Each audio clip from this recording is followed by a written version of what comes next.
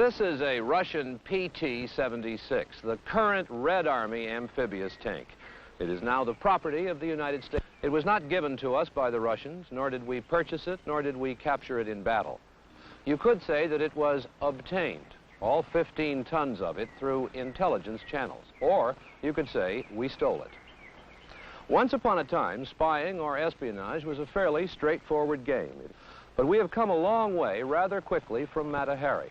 There is something new in the science of spying. It's not just stealing military hardware and secret plans, but using tanks and plans and men to promote our policies around the world and sometimes to overthrow governments we don't like. Both sides in the Cold War do it, both sides deny it. In the spy business, the dagger is replacing the cloak, and that is what this program is about.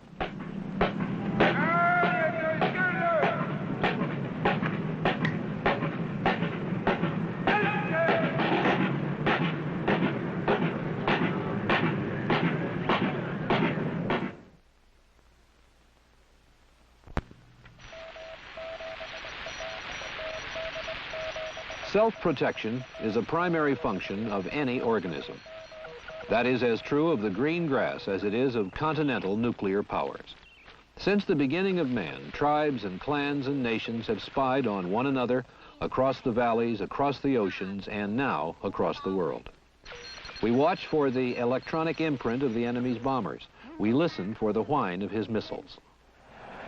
We send beautiful, sophisticated machines over his territory to monitor his coded talk, to tally his gantries, to make inventory of his weapons. The very air is full of information for the spies of today.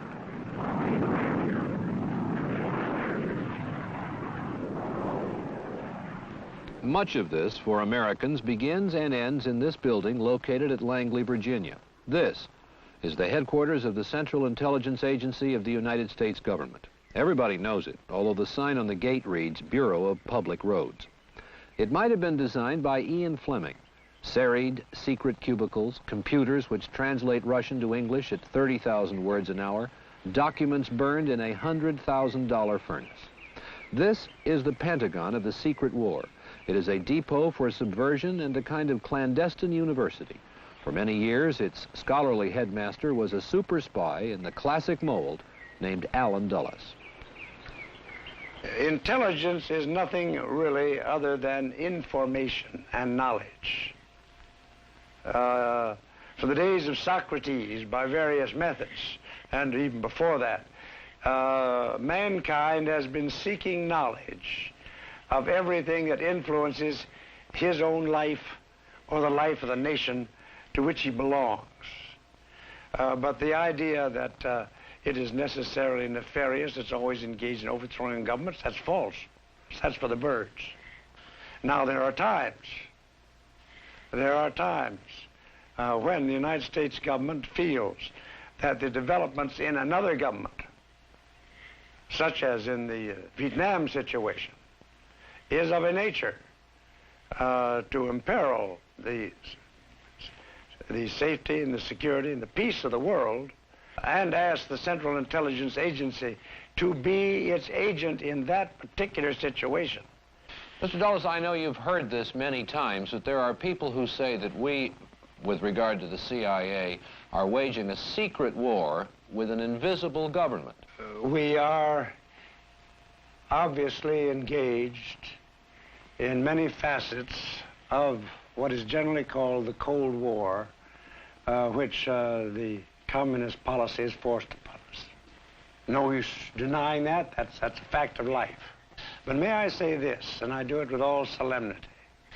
At no time has the CIA engaged in any political activity or any intelligence activity that was not approved at the highest level. Whatever you say about it, the CIA has kept busy for the past 18 years. This is Laos in Southeast Asia, not so much a kingdom as a political playing field for the great powers. Some Laotian warriors are supplied by the Russians, some by the Americans. The United States supplies 100,000 tribesmen with rice and bullets through a sort of air CIA. Secret contracts with so-called private airlines. One is called Air America. In all, a fleet of 50 aircraft is involved, all flown by civilians who are often the target of communist gunfire. No. We found 2 of the pilots in a Hong Kong bar, a New Zealander named Len Cowper and an American named Chuck Bade, reminiscing about their secret flights. So as we were flying along, I heard, you know, pop, pop, pop, pop, pop, pop, pop, and biting into the aircraft. Yeah. And so I looked out the side there, and the PLs were lined up there about 15 or 20 on each side at practically point-blank range. One of the boys quit the day after. He was a little bit green. Yeah, that's right. The men that you knew down there, and how many guys were killed?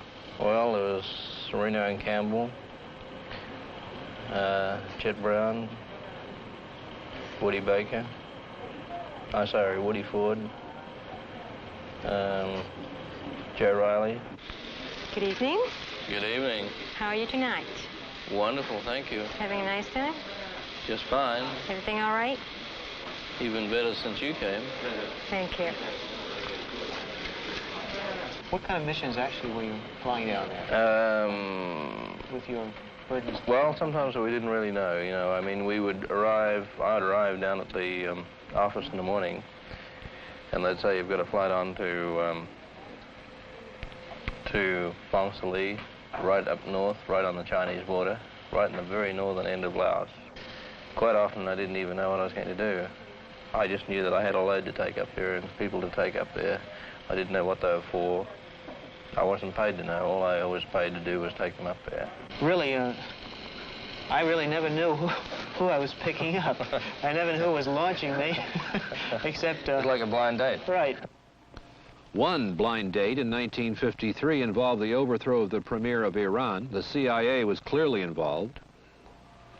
The government of Mossadegh, if you recall history, was overthrown by the action of the Shah. Now that we encouraged the Shah to take that action, I will not deny. Actually, the Shah had tried to fire Premier Mohammad Mossadegh and had failed. With the help of CIA and British operatives, though, he was finally ousted. Mossadegh's crimes had been his nationalization of the great pool of Persian oil and his flirtation with the Russians. When it was all over, the West had held on to the oil, and Mossadegh had only his famous tears. The CIA is alleged to have sent this P-51 fighter against Indonesian President Sukarno in 1958. Sukarno then captured an American pilot named Alan Pope. Pope had been flying a B-26 bomber for anti-Sukarno rebels while working for the CIA. Well, all I can tell you is that we were not very happy with Mr. Sukarno in, what was that year, 58. 1958, and I don't think we were very happy with him in 1965. The Congo is a natural and deadly battleground for American and Russian agents. The latest CIA help to the central government is an air force piloted by Cubans. Is it possible that there may have been American agents in the Congo who turned up later in Laos? I mean, are these men on both sides engaged in these battles around the world? Oh, yes. Do they meet? Do they? Well, if they meet too much and are seen too much, then they use their utility. Even in Tibet, where rebels fight the Chinese communists, there is the CIA. If it would help, the CIA would recruit the abominable snowman. Well, I'm not going to go into the Tibet situation separately because we might have got started wandering all around the world, and I would be going beyond of what I know about. I do think that there are times where the supporting of movements that are favorable to you in a murky situation is one of the best ways of preventing that movement from becoming the communist movement from taking over. And that has been done from time to time. Do the Russians have a CIA? The KGB is one of the most sinister organizations that ever was organized. Are they any good? Are the Russians good at this? Oh, yes. Oh, my, yes. You take some of their operations, they're classic. And when we lost Czechoslovakia, that was a classic operation. You take their operation in Cuba, great skill was shown in that. You take several of the things they're working on now, such as Indonesia's, the Sudan, and so forth and so on, because they have a marvelous apparatus. Do they spend more money than we do in these activities? Oh, they must. Do we have an application of morality in our activities they don't? Oh, far more than they do, yes. Could you talk on that subject? Well, only that, as far as I know, we don't engage in assassinations and kidnappings and things of that kind. As far as I know, we never have. As far as we know, they have, and done it quite consistently. Did you apply, for example, moral standards to what you did when you were director of the CIA? Yes, I did. Why? Because I don't think, given the caliber of the men and women I had working for me, I didn't want to ask them to do a thing that I wouldn't do. One or two said that even what I assigned them, they'd preferred not to do.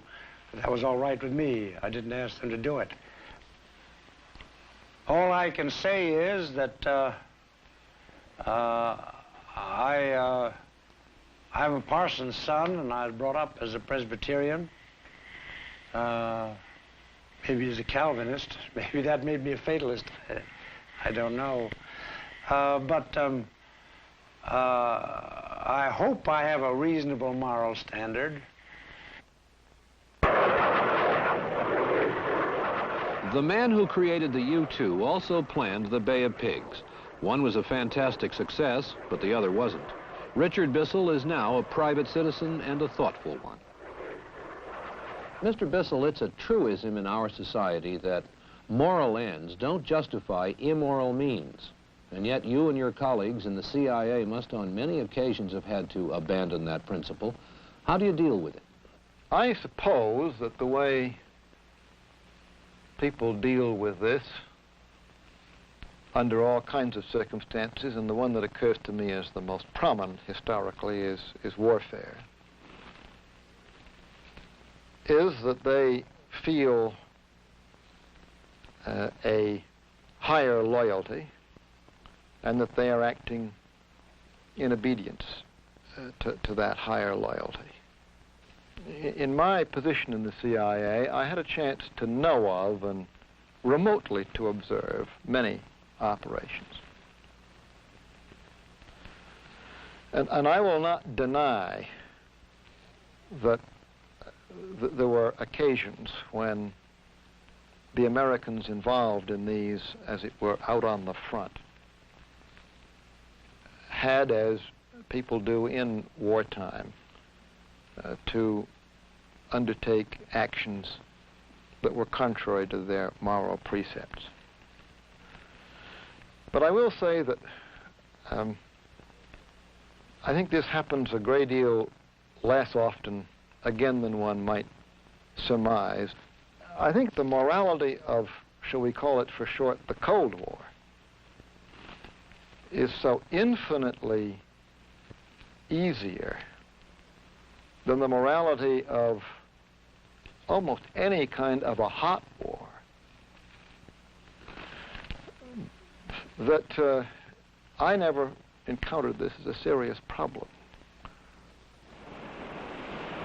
The distinction between cold and hot war morality became academic to the crew of this British coaster on the 28th of June, 1954. Called the Springfjord, she was lying off the coast of Guatemala that day, loaded with coffee and cotton. That happened to be the time when the American government was overthrowing the communist-oriented government of Guatemala. A P-38 fighter operated by the CIA flew overhead. Its American pilot thought the Springfjord was carrying aircraft to the legal government of Guatemala, so he dropped 3 bombs. Only one went off while the crew escaped unhurt, and all 2,000 tons of the Springfjord now rest on the beach, testimony to a rather startling miscalculation. This pained the CIA, but the whole Guatemalan episode pained other Americans, some of them influential. One of them who was pained and is pained is Senator Eugene McCarthy of Minnesota. Now, if we believe that the Constitution says about the responsibility of Congress to declare war, for example, to have the CIA at the direction of a president actually fomenting or carrying on a war in a country, if it were to do this without any kind of congressional approval, I think would put some real strain on the Constitution. It's interesting to note that people from small countries, or Latin American countries, for example, are always greatly concerned about our CIA, because a secret agency of this kind in a relatively small country with a weak government can become the real force of government. And it did happen here. Guatemala City, the capital of a country where the rich are very rich, the poor very poor, and the politics all mixed up.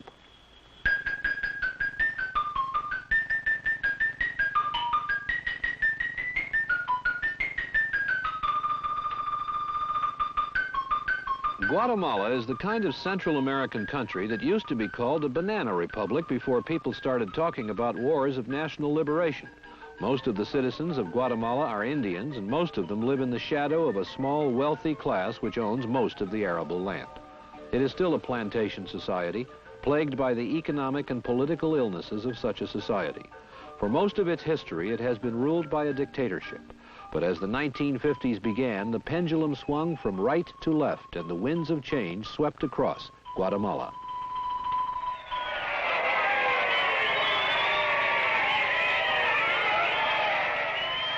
The pendulum swung very far left with the election in 1950 of Colonel Jacobo Arbenz as president. He confiscated the lands of the wealthy and filled his government with communists. He became, in local and American eyes, a menace. So the American government, through the CIA, made an alliance with Arbenz's opposition, and as of that moment, he was doomed. An American who had been air attaché at our embassy there, named Fred Sherwood, tells how the plot began.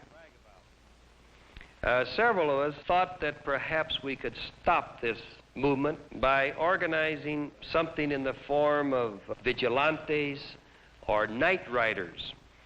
For example, there was a group that tried to bring in some Puerto Rican and Cuban gangsters who made an offer, a package deal to speak, to kill or assassinate any 12 communists within the country for $50,000. We went around trying to raise money, but we were only successful in raising a part of this, and so this never came off. But this demonstrates the desperate situation that the country was in at that time. The American government threw in their forces with these small groups and helped organize these resistance groups to combat the communist force existing in Guatemala. This help was forthcoming in all sorts of technicians, pilots, demolition teams, radio technicians, professional psychologists who organize rumor networks. These men provided the know-how of organizing a successful revolution. We had, fortunately, two wonderful ambassadors in Guatemala and Honduras. Jack Purifoy had been selected very carefully as ambassador to Guatemala as he had just cleaned out the communists in Greece. Whitey Whitauer was named ambassador to Honduras. Whitey Whitauer was General Chenault's deputy of the Flying Tigers and also formed the Chinese National Airline. I am quite certain that if any of the planes flying for the Liberation Army had been shot down, some of those pilots could have spoken Chinese. The most important pilot for the Liberation Army, however, spoke American. The Liberation Army was CIA sponsored and directed, but it didn't have an easy time in its overthrow of the Arbenz regime. The Army had bogged down when an American freebooter named Jerry Delarme strafed the city and blew up the government oil reserves. Delarme did that while flying a P-47 furnished by the United States. Now he flies his own Lodestar, owns his own charter service, and minds his own business. I've been flying in Latin America ever since 1939, off and on. I like it here. It's easy living, siestas, and not too much rushing, no rut. It's a nice place. The first problem I had with communism down here started back in the time of Colonel Castillo Armas in Guatemala. That's when I started, was contacted, and from then on, that's about it. 2 days after Delarme blew up the oil reserves, Arbenz resigned. However, his replacements hesitated to embrace Delarme's employers, so Delarme got back in his plane and blew up the main Army powder magazine, which rather decided the question. The replacement for Colonel Arbenz was Carlos Castillo Armas, the entry backed by the USA. He arrived in the American ambassador's plane. Within about a month, there was little trace of the Marxist innovations of Colonel Arbenz. Mr. Bissel, Guatemala and what the United States and the CIA did there came within your tenure at the CIA. Do you regard Guatemala as a success? I do. Can you tell me a little more about it? Why you regard it as a success? Well, I'll give you first an answer that may be slightly bureaucratic in its tone, but that, in the case of that operation, notably, as of other large operations, the whole policy-making machinery of the executive branch of the government was involved. By reason of its nature, the CIA had an assigned role, which was really a major role in that operation. And I say it's a success because the assigned role was carried out substantially as assigned. There was one sub-incident in that, which I don't wish to identify, in which an action was taken that went beyond the established limits of policy.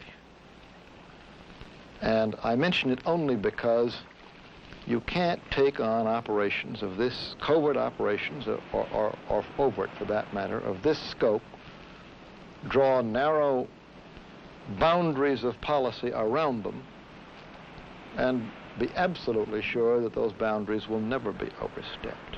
The overstepping, in the case of the Guatemala operation, the one case I'm aware of, mercifully turned out to be of little significance and to do no political and minor financial damage to the United States, or for that matter to anybody else. So I say that it was, from the standpoint of an organization commissioned to do a job, just an unqualified success. But I think the basic question with regard to Guatemala is whether or not the CIA carried this out on its own initiative, in which case it would be wholly improper. Secondly, the question of whether they carried it out with some kind of presidential direction, which if they did would be subject to some question, because an action to overthrow an established government is essentially an act of war, and it's my judgment that there ought to be some kind of involvement and some kind of commitment on the part of the Congress to fully satisfy the Constitution. There is more to this story. The sanitized Guatemalan regime of Castillo Armas lasted for 2 years, and then he met his death in the presidential palace. The killer was a palace sentry who took his own life. Therefore, no one knows for sure who murdered Castillo Armas. Some of his associates had found him to be too honest and too liberal. His was a regime not without corruption and with considerable American aid.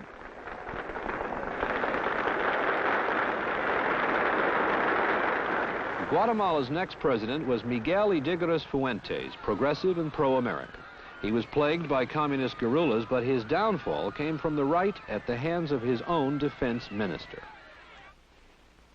Fuentes is now an exile in Costa Rica. He tells how he allowed the CIA to use his country as a training camp for the brigade of Cuban refugees who landed in the Bay of Pigs to overthrow his old enemy, Castro. It was very difficult to get the connection until the beginning of 1960. And Then we talked with President Eisenhower, and then he sent some people to my country. Of course, they were not military men, they were civilians. They presented me some credentials. The credentials were from the CIA. I have never seen them before. And they asked me not to ask for principal names, only for first names, as Peter, John, James. The most difficult of the problem was to look for a place where no spies and pressmen went to see how they were doing.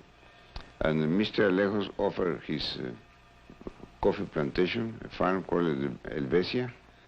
We denied, as usual, all these organizations saying that it was only rumors and that it doesn't exist any camp. And they built some roads in order to reach these hidden places, and they built some small barracks in wood. But we gathered there near 2,000 young men, very enthusiastic, with very good trainers. This hilly place has just about been taken over by the forest. This was the campground of the proud and optimistic Cuban brigade, recruited, paid, trained, supplied by the CIA, and perhaps the largest covert operation in the history of subversion. What remains now is only the outdoor altar at which the Cubans prayed for victory. The CIA's Richard Bissel, author of the invasion plans, reflects on the lessons learned.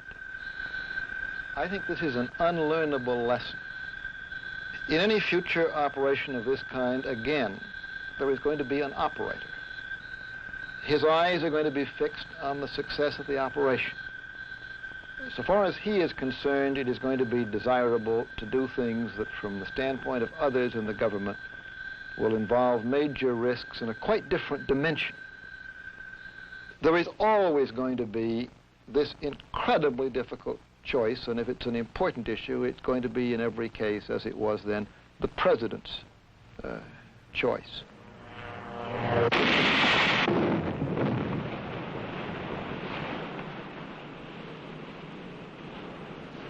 I think one of the few things that can be said pretty much as a fact about the Bay of Pigs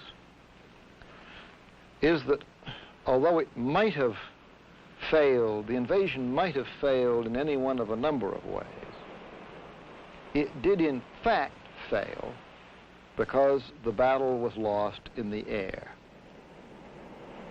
The most fragile commodity in the secret war is truth.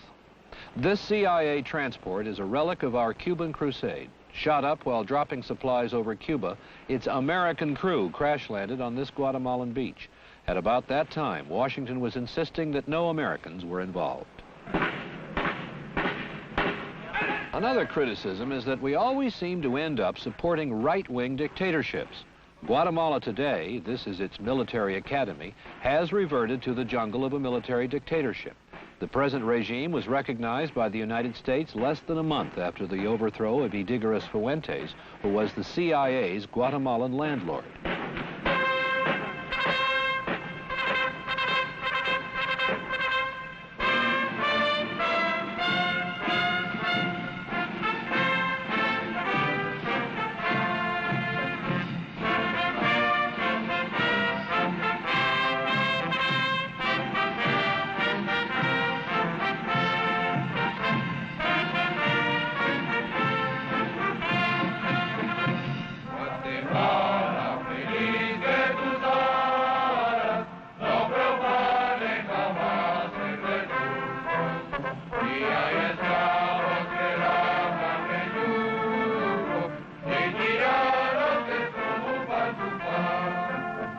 Well, don't we find ourselves supporting right-wing governments all around the world?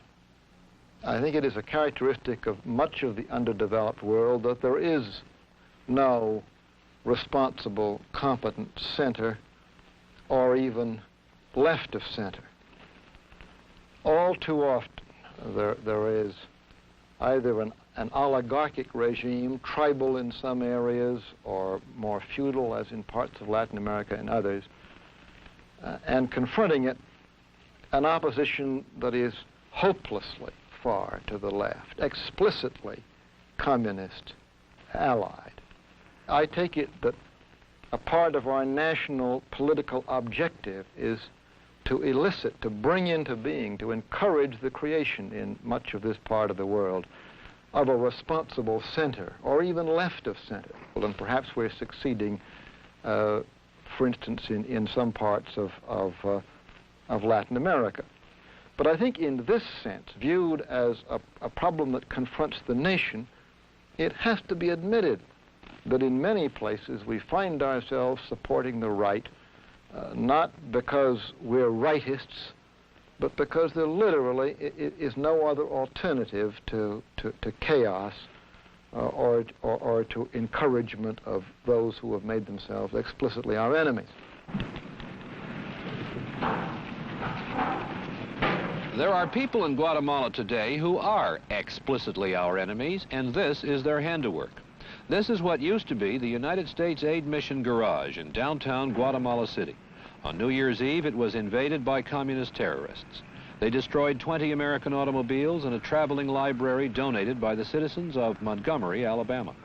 The same night, the guerrillas touched off an explosion at the American military mission and tried to set fire to an American refinery. Thus, Guatemalan politics continue following a melancholy routine. The pendulum is still swinging, and the new insurgents want it to swing away from our side. To them, the Alliance for Progress is a capitalist abstraction. Guatemala today is in a state of siege. Since February, all of its civil liberties have been suspended. Guatemala is subject to terrorism from serious insurgents. They have come close to killing Colonel Harold Hauser, chief of the American military mission. They have blown up a truck of soldiers on a downtown street. They have assassinated the chief of the secret police. They have held up the office of the United Fruit Company for an $18,000 haul. The CIA says Fidel Castro contributed $200,000 in 1963 alone, and it is estimated that the guerrillas now number 500, many in these hills. Their chief is a former Guatemalan army officer, one of the leaders of an unsuccessful revolt in 1960. Since then, Guatemala's police and army have been hunting him, but they can't catch him. NBC's Robert Rogers, not without difficulty, did. Rogers found him and interviewed him. His name is Marco Antonio Yansosa. Comandante Yansosa, why did you take to the mountains in 1960? Comandante Yansosa, ¿por qué se fue usted a las montañas después de 1960? Sí, el inicio de la lucha se inició en el 60, ¿no? Y uno de los motivos que nos impulsaron a nosotros a irnos a las montañas a pelear. The fighting began in 1960. La presencia de una base. One of the main reasons we went to the mountains to begin our struggle was the presence of the United States base at Helvetia, the Helvetia plantation, near Retauleo, to be more exact. There, American officers were training anti-Castro-Cuban mercenaries with the cooperation of the Irigoras Fuentes government. That is the one and only thing for which we are grateful to the Central Intelligence Agency. If it were not for their interference in Guatemala at that time, well, we might not be fighting in the mountains today.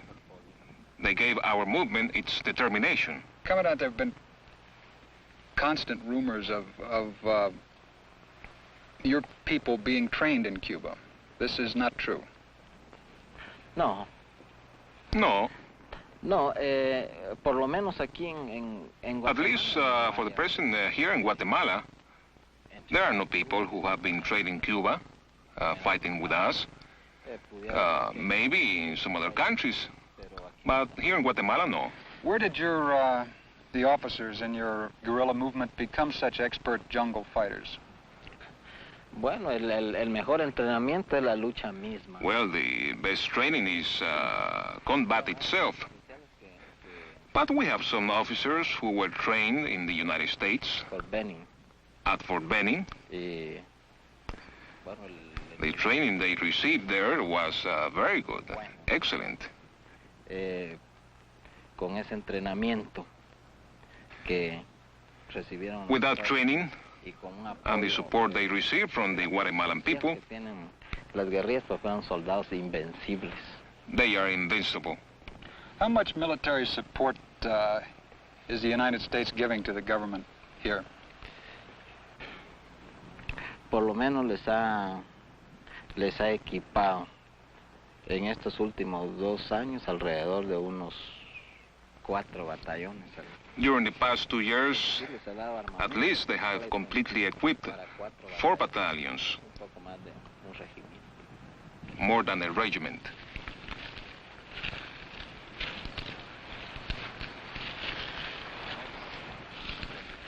Commandante, in the last few weeks, your organization has burned the American aid garage here, tried to blow up the military mission, and tried to kill the chief of the American military mission here. El atentado contra el coronel Hauser no es porque sea norteamericano gringo, pues. Colonel Hauser was attacked not because he's an American, a gringo,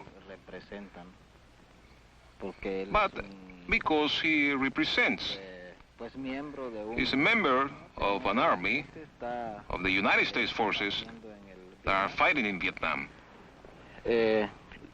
También el coronel Hauser es uno de los militares. Also, Colonel Hauser is one of the American officers advising the government forces, helping them repress the peasants in the areas where our guerrillas operate. Las guerrillas guatemaltecas.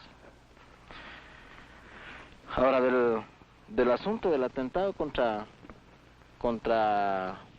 la misión americana, pues es la misma, tiene las más, fue por el mismo motivo, ¿no? As for the attack on the military mission, norteamericano, these Americans are instructing the government forces in how to fight our movement. De Guatemala para combatirnos a nosotros. Entonces creemos también que es justo atacarlos a ellos, ¿no? No porque sean, I think it's only right that we should attack them, not because they are Americans, but because of what they are doing in our country. El atentado contra los vehículos y el garage de la AGI también es por lo mismo. The attack on the 8 vehicles and the garage was for the same reason. We oppose United States policy in Guatemala because it is an interventionist policy. The Americans come here and put presidents into office and remove them. Y ponen presidentes. Commandante, last week your men blew up an army truck right in the center of Guatemala City, and over the past months have assassinated a number of high government officials. Do you consider yourself a terrorist? Sí, habría que... Well, we have to study very carefully the word terrorist. Terrorista, ¿no? Yo sé que a cualquiera le puede causar indignación, no sé qué. I know that anyone can feel indignant when a truckload of soldiers is blown up in a city street. Con soldados. Pero hay que ver por qué. But you must consider the reason for our attack, the why. Tal vez hacía unos 20 días que una unidad a la que pertenecía. Maybe 20 days ago, the unit to which those soldiers belonged went into the mountains of Izabal. Y habían asesinado. They tortured and murdered the inhabitants. A la gente a los habitantes de estas aldeas. Y habían violado también They also raped a young girl before her whole family. la mamá y los hermanos y cuñados. Entonces, como represalia por esas atrocidades que están cometiendo en la montaña, fue que se hizo ese So we have to ataque. do something. To destroy our truckload of soldiers or to execute an enemy does not give us a pleasure. But we must do these things. They serve a higher political purpose. What is wrong with U.S. policy as far as Comandante Jan Sosa is concerned? Why is he opposed to U.S. policy, the Alianza para el Progreso? Ahora, en cuanto a la Alianza para el Progreso, pues yo creo que sí fue inspirada con una buena intención. Well, I believe that the Alliance for Progress was inspired by the good intentions. But it is too late. Pedía ciertos requisitos. In order to function at all, the Alliance needs certain basic preconditions. Introducir reformas al sistema. They have to present tax reform, agrarian reform. ¿Y qué pasó? But as soon as these reforms are attempted, the ruling classes, the oligarchy, the large landowners, and their allies, especially here in the case in Guatemala, they begin to maneuver against them. Y no dejan que haya un avance, pues. So they stop all progress. How then can we make progress peacefully? It's impossible. No se puede. Can be done. Pacíficamente no se puede. Poverty doesn't yield to short-term solutions. A political disorder doesn't yield to it. Situations like the one that did in fact historically obtain in Guatemala, where a small minority had seized the control of a weak government in a small, underdeveloped nation. Situations of this kind really cannot be countered by any combination of actions that I can think of, at least in the short run, that can be subsumed under the heading of working to remove the soil in which communism grows. There just do come moments, and unfortunately quite a lot of them in world affairs, where power has to be exerted. And I have long felt that many of the criticisms that are leveled at this one agency of the government are in fact the criticisms of those who hate to admit to themselves or anyone else that power must sometimes be used. And as I implied a moment ago, they choose to level their criticisms at one piece of the U.S. government in order to make these criticisms more acceptable.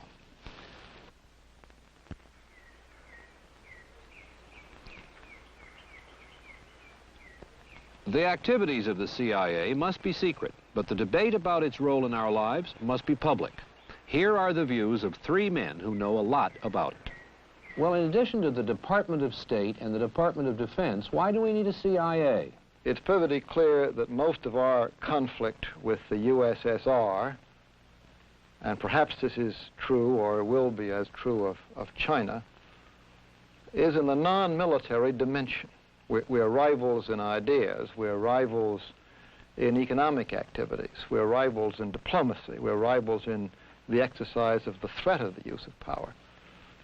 But we're also rivals in a whole variety of activities that are not public, that are not open. They include espionage, they include subversion, which more precisely, I suppose, could be described as the effort to influence the course of events in other countries covertly. If we're not prepared to meet all of these various challenges at their own level, I think the consequence is that we may gradually find ourselves forced to meet them at a level of escalation that we would not choose. Sandra, now that we have apparently acquiesced in immoral acts on the part of the CIA. Does this imperil our liberties or affect us in any constitutional way? Hard wouldn't go so far as to say it constitutes at the present time a great threat to our liberties or to constitutional government, but I do think that it intrudes somewhat upon the traditional areas of and channels of representative government and of constitutional government. As you know, you get charges and claims and counterclaims and countercharges that the CIA makes its own policy. I think that perhaps in some cases it has, but whether it makes the policy and then brings it back and has it approved and then goes on to carry it out, I don't know. I know that criticism, but I can assure you that as the machine works, no important decisions are made on CIA evidence alone, as far as I know, not in any situation that I know. Certainly wasn't done in Cuba or in Guatemala or in these other cases. You have the charge that it has policies which are different from those which the State Department people in the same area may be trying to carry out.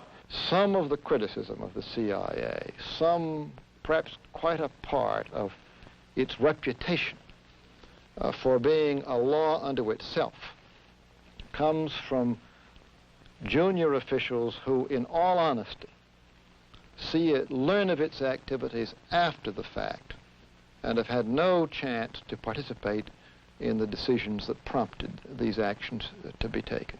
Well, Mr. Bissel, would these junior officials include ambassadors? I have known of cases, the only ones that I can remember are a good many years in the past, when ambassadors have been kept in ignorance of activities of the CIA in the countries to which they were accredited, in every case, and without exception, with the express approval of the Secretary of State at the time. I don't think they give a full report to any one of the committees to which they do report. They report to armed services, I understand, or to some people on the armed services. We've had some statements from those who are supposed to receive this testimony that they really don't know and don't want to know what the CIA is doing. I can assure you that the CIA, when I was there as director, and I'm quite sure it's the same with Mr. McCone, has given these committees full information about what it's doing, how it's spending its money, and how it operates. When I appeared before them again and again, I've been stopped by members of the Congress and said, we don't want to hear about that. We might talk in our sleep. Don't tell us this.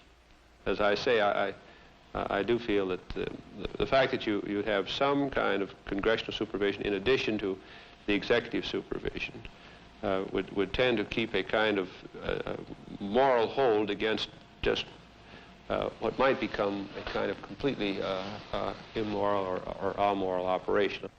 At the time of the confirmation hearings on John McCone, I raised the question as to what standards of judgment the director of the CIA was prepared to apply to the activities of the CIA and of its agencies.